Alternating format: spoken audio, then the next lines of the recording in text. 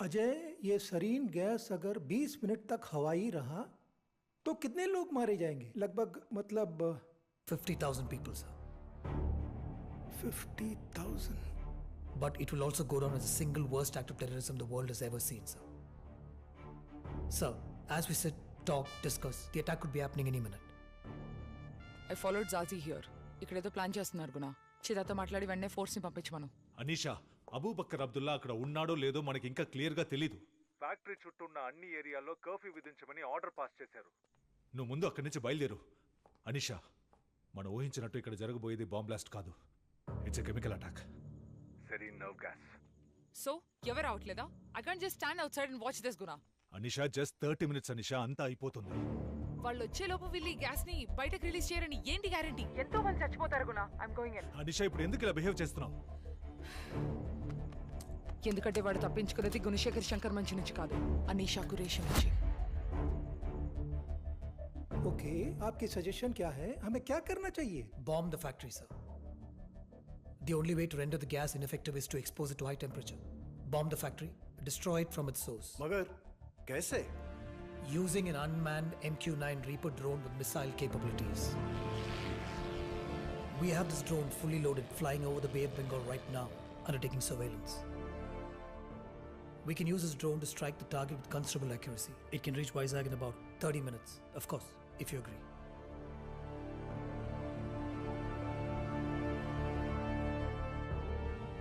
मुख्यमंत्री से बात करो, पूरे शहर में सेक्शन 144 लागू कराओ. Chief, you have my permission.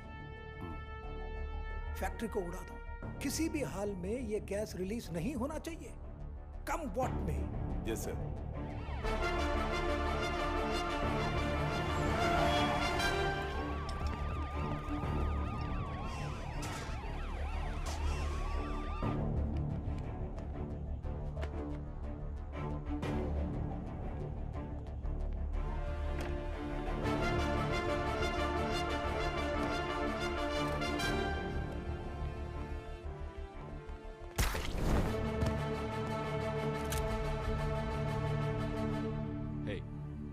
గుణ, నేను వాడిని చూశాను. అబూబక్కర్ అబ్దుల్లా ఇక్కడే ఉన్నాడు. అనీషా, వెయిట్. అబూబక్కర్ అబ్దుల్లా ఉన్నాడా? అబూబక్కర్ అబ్దుల్లాని స్టాప్ చేస్తే ఈ అటాక్ ని స్టాప్ చేయొచ్చు. ఇన్ఫార్మ్ చిదాదే సెండ్.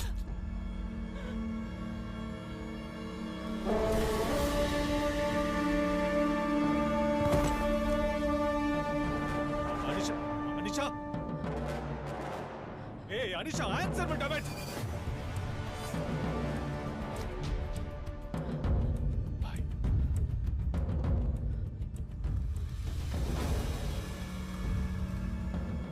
అబూబక్కర్ అబ్దుల్లాని పట్టుకోవడం అంత ఈజీ కాదు. But you did a good job. కేర్లెస్గా ఉన్నావు రియాజ్. దగ్గరికి వచ్చేసి చూడు. Sorry boy. పోలీసులు లోపలికి వచ్చారంటే వాళ్ళకి డౌట్ వచ్చిందని అర్థం. దీన్ని మూలపడే. ఇర్ఫాన్,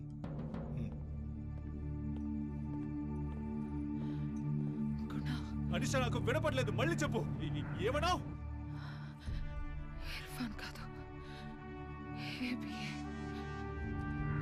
అనీషా,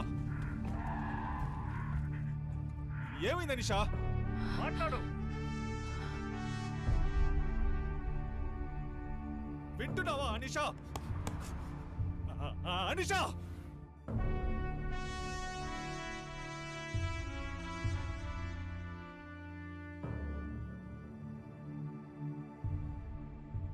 ఇర్ఫాన్, నువ్వు చాలా తెలివైన వాడివని నాన్న ఎప్పుడు చెప్తూ ఉంటారు.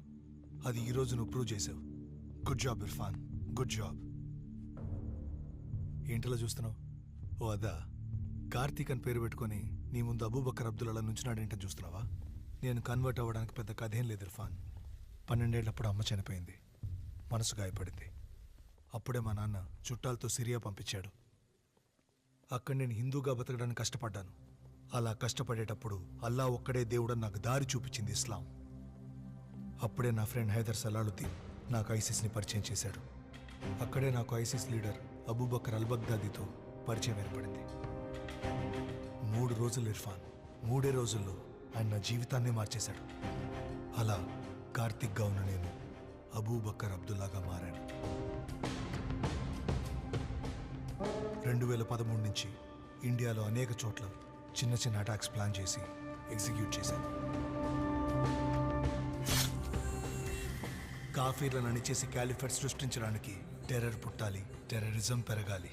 And for that I needed an army. అందుకే నా ఐడెంటిటీని మార్చుకొని గడిచిన 8 ఏళ్లలో ఇండియా అంతటా మా వాళ్ళని జాగ్రత్తగా తయారు చేశాను.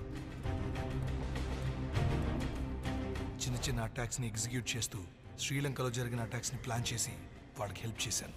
ఐసిస్ని ముందుకు నడిపించాలనే ఉద్దేశంతో ముసుగుచాటున వాళ్ళ వెనక నేనున్నాను.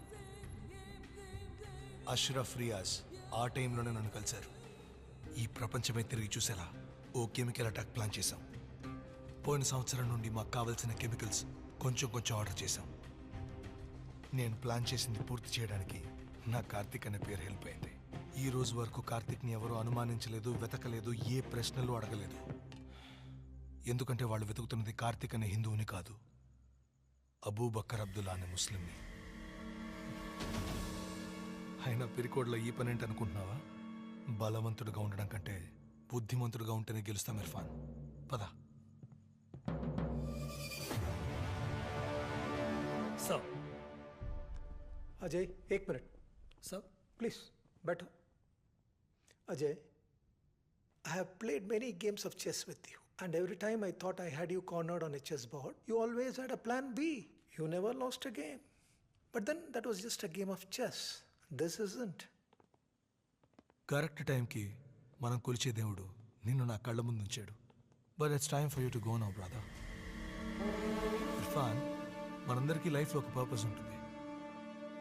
మనం చేయాల్సిన పనులు పూర్తయిన వెంటనే మన టైం అయిపోయిందని అర్థం. నీ లైఫ్కి పర్పస్ ఈ సిరిన్ గ్యాస్ని తయారు చేయడం. అది నువ్వు చక్కగా పూర్తి చేసావు. So thank you Irfan. If you want me to believe that you don't have another game plan here, then I must have misread the intelligence of the smartest man I have known.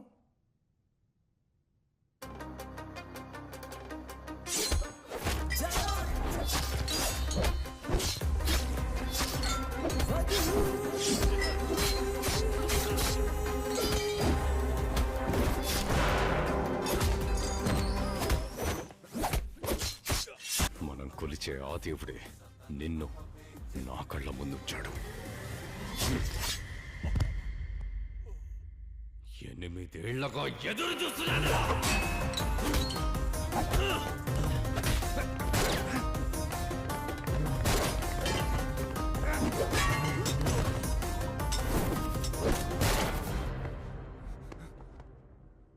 Sir, we're ready. Sir?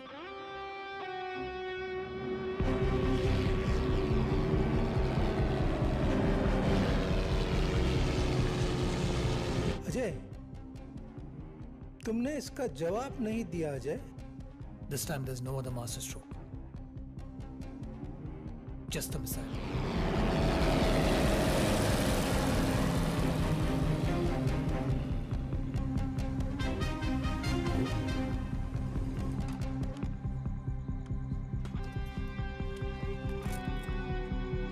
Good luck.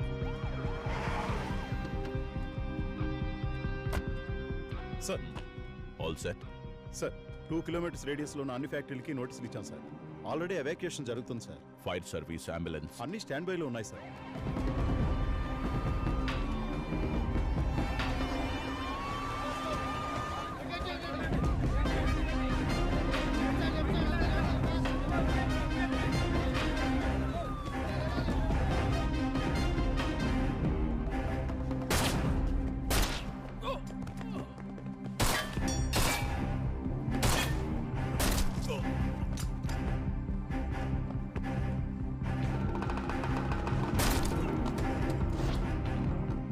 వెళ్ళి కాల్చిపడేంట్రా, బతకూడదాడు. రియాజ్, మోసపోయా రియాజ్. ఆ ఇర్ఫాన్ గారు మన plan మొత్తం నాశనం చేసేలా ఉన్నాడు. Bye, నేను వెంటనే వస్తున్నా. నేను చెప్పేది విను రియాజ్. ఫ్యాక్టరీ చిమ్నీ నుండి గ్యాస్ని ఇప్పుడే రిలీజ్ చేస్తాను. నువ్వు వైజాగ్ సిటీలో రద్దీగా ఉండే ప్రాంతాలైన bus stands, railway stations, markets, airport అన్ని ప్లేసెస్ కి సిలిండర్స్ ని పంపించి నమ్మకం లేని కాఫీలు ఊపిరాడక కొట్టుకొని చావడం ఈ ప్రపంచం చూడాలి. వైజాగ్ మొత్తం సెరీన్ గ్యాస్ తో నిండిపోవాలి. This is our moment. అర్థమైందా? మన ఇన్నేళ్ల పోరాటం దీనికోసమే. మన ప్రాణాల గురించి దిగులు పడకు. మనకంటూ జన్నత్లో స్థానం ఉంటుంది brother. The cleansing begins now.